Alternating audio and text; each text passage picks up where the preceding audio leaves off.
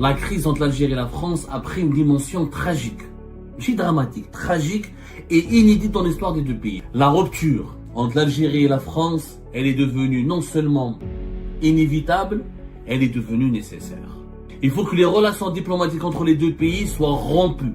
Il faut que les deux pays ne se parlent plus, se séparent pendant une période bien précise. L'Algérie d'aujourd'hui, telle qu'elle est dirigée, telle qu'elle fonctionne, n'est pas du tout capable ni de se fondre dans un processus de réconciliation ou d'apaisement avec ses partenaires les plus importants, notamment la France. L'Algérie et la France, l'heure du divorce est venue. Au lieu d'avoir des relations toxiques, il vaut mieux se séparer. Eh bien, l'Algérie et la France ont des relations aujourd'hui toxiques. Depuis l'emprisonnement de Bachar el-Assad et la chute du régime de Bouteflika, les services de renseignement ont été clochardisés. Mais c'est le range.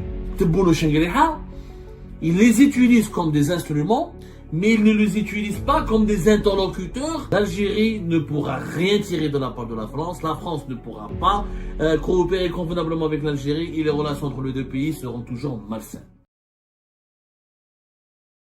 La crise entre l'Algérie et la France a pris une dimension tragique, dramatique, tragique et inédite dans l'histoire des deux pays. Jamais les deux pays n'ont été aussi au bord de l'incompréhension, au bord du gouffre, un gouffre d'incompréhension, de malentendus, de tensions, de reproches et de ressentiments. Jamais les relations entre les deux pays n'ont été aussi empoisonnées. Depuis l'indépendance de l'Algérie jusqu'à aujourd'hui, nous n'avons jamais connu des séquences aussi tendues, des séquences aussi alarmantes de crise entre les deux pays. Tout à l'heure, nous allons vous préparer une émission sur comment les enquêtes des services de sécurité ici en France se sont élargies à plusieurs autres influenceurs proches du régime algérien, qui travaillaient pour le régime algérien, qui répercutaient, qui reproduisaient sa propagande, qui diffusaient sa propagande en France, qui insultaient, qui menaçaient, qui harcelaient, qui diffamaient, qui dénigraient, qui voulaient organiser les opposants algériens et les détracteurs du régime algérien, qui tentaient d'organiser sur le sol français des rassemblements, des contestations, des actions de contestation, des actions de violence contre les membres de la diaspora algérienne qui étaient mobilisés et favorables au hirak et au changement démocratique et à la fin du régime dictatorial en Algérie.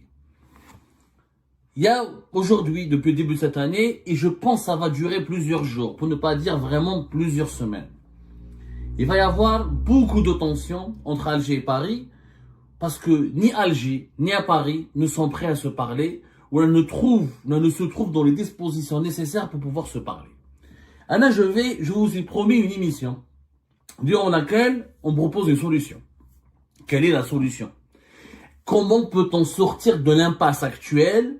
Comment peut-on sortir de ce gouffre d'incompréhension, de ressentiment, de reproches, de tensions, de menaces et d'intimidation pour aller vers l'apaisement entre les deux pays? Je pense aujourd'hui, je vais le dire très sincèrement, et je pèse mes mots, la rupture entre l'Algérie et la France, elle est devenue non seulement inévitable, elle est devenue nécessaire. Il faut rompre. Il faut que les relations diplomatiques entre les deux pays soient rompues.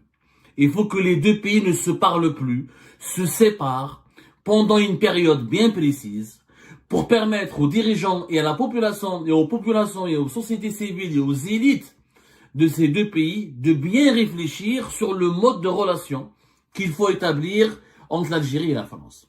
L'Algérie d'aujourd'hui, telle qu'elle est dirigée, telle qu'elle fonctionne, telle qu'elle respire, vu sa manière, comment elle évolue dans le monde et ses rapports et le mode de fonctionnement de ses rapports avec son environnement international, n'est pas du tout capable ni de se fondre dans un processus de réconciliation ou d'apaisement avec ses partenaires les plus importants, notamment la France. Je vous le dis sincèrement, le constat, et je vais vous donner le pourquoi du comment. L'Algérie et la France, l'heure du divorce est venue. Vous savez, dans un couple, des fois, quand on s'entend plus, qu'on n'arrive plus à s'entendre, quand au lieu de s'ouvrir les enfants, au lieu de faire souffrir le ménage, au lieu de vivre dans l'enfer et dans le cauchemar, au lieu d'avoir des relations toxiques, il vaut mieux se séparer. Eh ben, l'Algérie et la France ont des relations aujourd'hui toxiques. C'est une relation qui est malsaine et le divorce, il est inévitable. Pourquoi il est inévitable? Alors, depuis l'indépendance de l'Algérie jusqu'à aujourd'hui, ce n'est pas la première fois qu'il y a eu des crises entre l'Algérie et la France.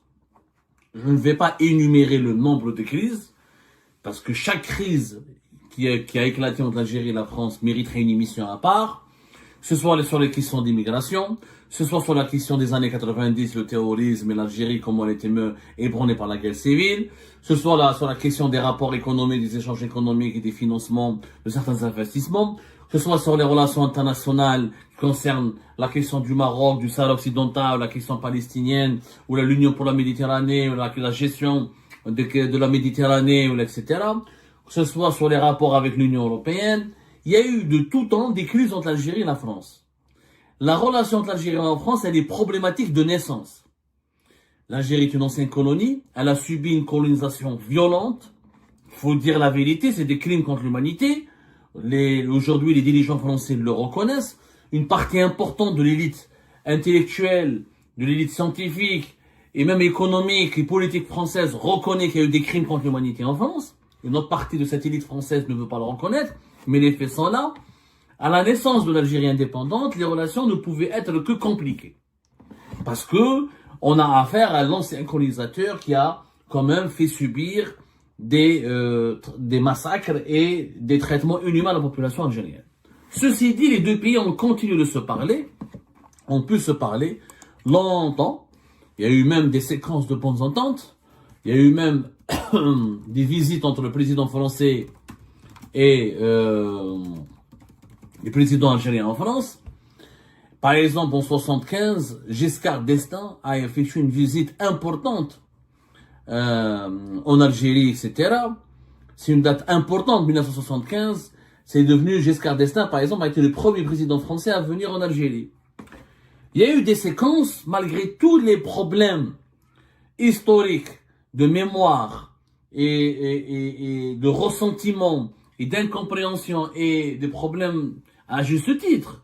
Et vous imaginez à la place de l'Algérie, un pays qui a été colonisé, massacré, même si la France a laissé derrière elle des villes entières, un patrimoine historique, un patrimoine urbain, un patrimoine industriel important, sauf qu'il n'a pas été construit pour les Algériens, pour les indigènes, mais pour les Européens, les 1 million et quelques de pieds noirs et d'Européens, de colons européens qui vivaient en Algérie, et qui sont d'ailleurs partis après 1962. Mais les relations ont réussi à exister. L'Algérie et la France ont pu coexister, créer des rapports, créer de la coopération, faire des accords comme l'accord migratoire de 1968, faire un certain nombre d'accords. Il y a plusieurs accords entre l'Algérie et la France. Pour l'enseignement supérieur, dans la sécurité, contre le terrorisme. Il n'y a pas uniquement l'accord migratoire de 1968. Il y a eu une liste importante d'accords. Mais ça, on le fera une émission à part. Donc, on ne peut pas tout dire dans une seule émission. La coopération algéro-française, elle est énorme. Il y a un accord dans la sécurité sociale, il y a un accord dans l'enseignement, dans l'éducation, dans les échanges scientifiques, les échanges culturels. Il y a l'Agence française de développement qui investit régulièrement en Algérie. L'Algérie fait partie des pays les plus importants sur le continent africain qui bénéficient de l'aide au développement de la part de la France. Il y a une présence importante, il y a un héritage du passé. Malgré cet héritage lourd du passé, quand même, cet héritage du passé a permis aux deux pays de coexister. La communauté algérienne en France, qui a quand même beaucoup d'Algériennes et d'Algériens qui ont émigré en France, y compris juste après l'indépendance du pays. Beaucoup d'Algériennes et d'Algériens n'ont pas fait le choix de rester en Algérie, mais ils ont fait le choix de revenir en France ou de rester en France pour faire leur vie, malgré l'indépendance du pays. Donc il y a eu des passerelles et des liens. Avant, quand il y avait des crises, il y avait 3 spécificités qui permettaient aux deux pays de surmonter rapidement ces crises et de rester unis. Unis dans une forme de coopération utile pour les deux pays. Ce soit pour le régime, on va dire, les démocrates progressistes, les opposants algériens pourraient dire que la coopération algéro-française profite plus aux dirigeants algériens qu'au peuple algérien. C'est un reproche qui est légitime et qu'on peut l'expliquer plus tard. Mais en tout cas, les échanges commerciaux, politiques, diplomatiques ont toujours été maintenus et à chaque fois qu'il y a une crise, quelques semaines après, les crises, malgré quelques mois, même, on va dire quelques mois, elles sont surmontées. On n'a jamais connu une période durant l'histoire de l'Algérie, ou dans l'histoire de l'Algérie et de la France, on n'a jamais connu une période dans l'histoire des relations algéro-françaises où l'Algérie a rappelé à 4 reprises son ambassadeur. Il faut savoir que depuis 2020, L'Algérie a rappelé une première fois son ambassadeur en 2020, ensuite octobre 2021. Première fois, c'était entre juin et mai 2020. Une deuxième fois, troisième fois en février 2023. Et là, depuis fin juillet 2023, il n'y a plus d'ambassadeur, depuis fin juillet 2024, il n'y a plus d'ambassadeur algérien à Paris. Ça fait quand même plus de 6 mois. C'est la première fois où l'Algérie, je ne connais pas une autre période de l'histoire, où l'Algérie a laissé son ambassade vide pendant plus de 6 mois. C'est la première fois. Avant, pourquoi on n'avait pas ce genre de situation? Parce que d'abord, un élément important, il y avait les services de renseignement. Les services de renseignement algériens et français ont toujours travaillé ensemble pour résoudre toutes les crises entre les deux pays. Que ce soit les services de renseignement des années 70 ou les années 80, surtout depuis les années 90 et les années 2000, à l'époque du DLS du général Toufir, à l'époque de Qasdi Merbah, à l'époque de bien avant, même Fior Boumediene, même Fior Chedli, les services de renseignement algériens et les services de renseignement français ont toujours été les roues de secours des deux pays. Je me dis des roues de secours, qu'est-ce que ça veut dire? Ça veut dire que quand les deux pays quand les dirigeants politiques des deux pays étaient classe, ils se sont lancés dans des bras de fer, où ils étaient confrontés à des incompréhensions, où se sont vraiment disputés, il y avait des querelles graves, les services de renseignement, grâce à leur classe, à leurs intelligences, à leur pragmatisme, à leur savoir-faire, à leur savoir-vivre, et à leurs canaux informels, tout était réglé par les services de renseignement.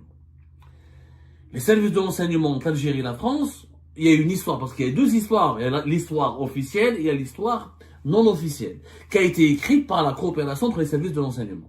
Et de tout temps, depuis l'indépendance du pays jusqu'à 2019, la chute de Bouteflika, les services de renseignement algériens étaient les interlocuteurs privilégiés de l'État français à travers les services de renseignement français. Quand il y avait un problème, voilà, on parlait au général Toufir, il y avait Béchir Tartag, il y avait le général Ben Daoud, qui était, quand il était colonel, il était pendant plus de 10 ans pratiquement, le chef du bureau de sécurité de l'ambassade d'Algérie à Paris, le chef du bureau de sécurité de l'ambassade d'Algérie à Paris, était toujours un personnage important, charismatique, pour que très francophone, francophile, qui connaît parfaitement la culture française, qui connaît parfaitement les codes français. Il avait toujours un carnet d'adresses important au sein de l'élite dirigeante française, et quand il y avait un problème ou une crise, il y a toujours des négociations informelles, grâce au service de l'enseignement.